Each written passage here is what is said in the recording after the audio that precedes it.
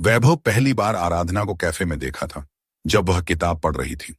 उसकी उंगलियां पन्नों पर धीरे धीरे चल रही थीं, जैसे हर शब्द को महसूस कर रही हों। वैभव ने उस दिन सिर्फ कॉफी ऑर्डर की थी, पर उसकी नजरें उस लड़की पर टिकी रहीं जिसकी आंखें किताब के पन्नों में डूबी थीं। 2 हफ्ते बाद वह फिर वहीं थी। इस बार वैभव ने हिम्मत जुटाई। यह किताब मैं भी पढ़ना चाहता था, उसने कहा। आराधना ने ऊपर देखा। उसकी आंखों में एक चमक थी, जैसे कोई दिया अचानक जल उठा हो। तो बैठ जाइए, उसने मुस्कुराते हुए कहा, और मुझे बताइए कि आपको लगता है लेखक ने अध्याय 3 में क्या कहना चाहा था। वैभव बैठ गया और यूं शुरू हुई उनकी कहानी। महीने बीते। दोनों की बातचीत किताबों से निकलकर जिंदगी में आ गई। एक शाम वैभव ने आराधना को अपने छत पर बुलाया। शहर की रोशनियां नीचे टिमटिमा रही थीं और आकाश में चांद आधा था, जैसे शर्मा रहा हो। मैंने तुम्हारे लिए कुछ बनाया है, वैभव ने कहा और 2 कप में गर्म चॉकलेट निकाली। हवा में ठंडक थी। आराधना ने अपनी स्वेटर की आस्तीनें नीचे खींची। वैभव ने देखा कि उसकी कलाई पर एक छोटा सा तिल है, जैसे चांद पर एक छोटा सा क्रेटर।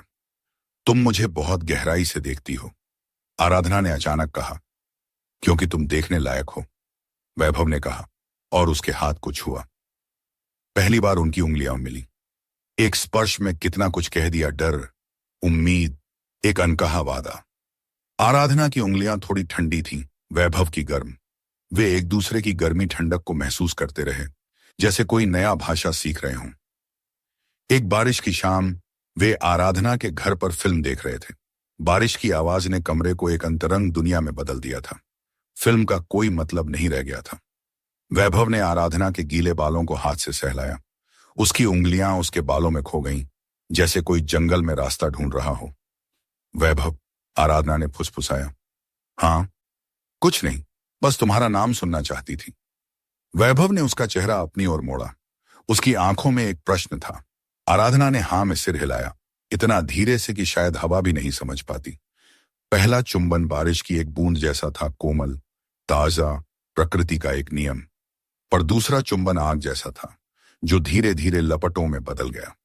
वैभव के होंठ आराधना के गले पर उतरे, जहां उसकी नब्ज तेज धड़क रही थी। उसकी त्वचा पर उसकी सांसों की गर्मी एक अदृश्य निशान छोड़ रही थी। आराधना ने वैभव की शर्ट के बटन खोले। हर बटन खुलने की आवाज कमरे में गूंजती रही। उसकी उंगलियां उसके सीने पर रुकी, उसकी धड़कन महसूस करने के लिए। डर तो नहीं लग रहा, वैभव ने पूछा। डर लग रहा है, आराधना ने कहा, पर तुम्हारे साथ डरना अच्छा लग रहा है। वे धीरे धीरे बिस्तर पर सरक गए। हर छुआ एक कविता थी, हर स्पर्श एक गीत।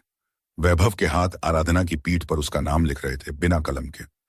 आराधना के नाखून वैभव की पीठ में धीरे से उतर रहे थे, जैसे कोई अपना इतिहास लिख रहा हो। जब उनके शरीर अंततः मिले तो यह संयोग नहीं था, बल्कि एक प्रार्थना का उत्तर था। दर्द था, पर उसमें एक मिठास थी। आंसू थे, पर उनमें एक हंसी छुपी थी। बारिश बाहर तेज हो गई थी, पर उनके अंदर एक शांति थी। बाद में जब चांद बादलों से निकल आया तो उसकी रोशनी कमरे में फैल गई। आराधना वैभव के सीने पर सिर रखे सोच रही थी। तुम्हारी धड़कन मुझे एक लय दे रही है, उसने कहा।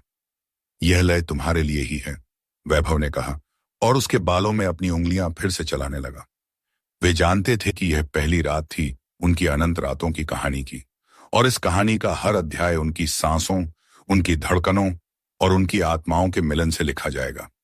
चांदनी ने उनके शरीरों को ढक लिया, जैसे कोई दुल्हन को दुपट्टा ओढ़ा रहा हो, और उस रोशनी में वे एक दूसरे में खोकर अपने आप को पा रहे थे।